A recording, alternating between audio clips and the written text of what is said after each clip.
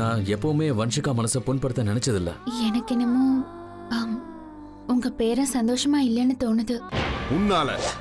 உன்னால மட்டும்தான் என் பொண்ணு வன்ஷிகா இன்னைக்கு இந்த நிலைமையில இருக்கா. என்ன விஷயம்னு எனக்கு தெரியல சரத் தம்பி. உன் வாழ்க்கையில சந்தீப்னு ஒருத்தன் இருந்த விஷயத்தையே நீ மறந்துற.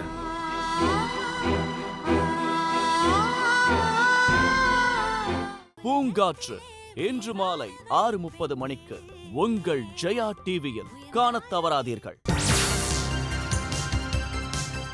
நாளை முதல் நான் சிக்ஷையின் 2ஆம் படியை தொடங்குகிறேன்.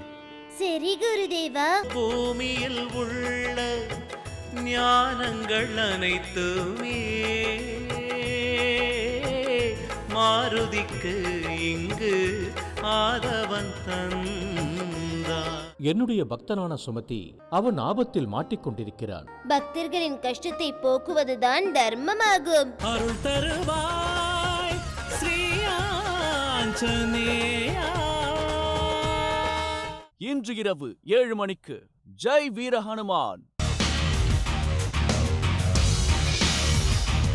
சிவஞானம், நான் உங்களை அரெஸ்ட் பண்றேன்.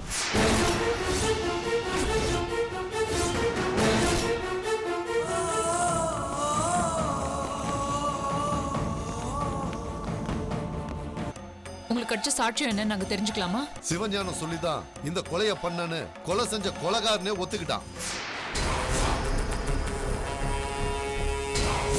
கைராசி குடும்பம் இன்று இரவு 8:30 மணிக்கு.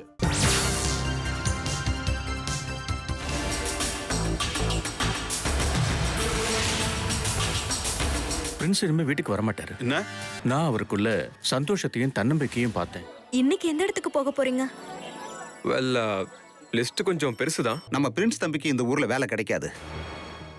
உங்களை மாதிரி ஆளுங்களை வேலைக்கு வைக்கிறதுக்கு எங்களுக்கு தகுதி இல்லை சார். பெரியய்யாவுக்கு நீங்க வேலை தேடுறது சுத்தமா பிடிக்கல. என்னோட பேர்னால நான் இப்படி ஒதுக்கப்படுறேன்னா நான் என்னோட இந்த பேரையும் இழக்க தயாரா இருக்கேன். பெரிய இடத்து பெண் நாளை இரவு 9:30 மணிக்கு.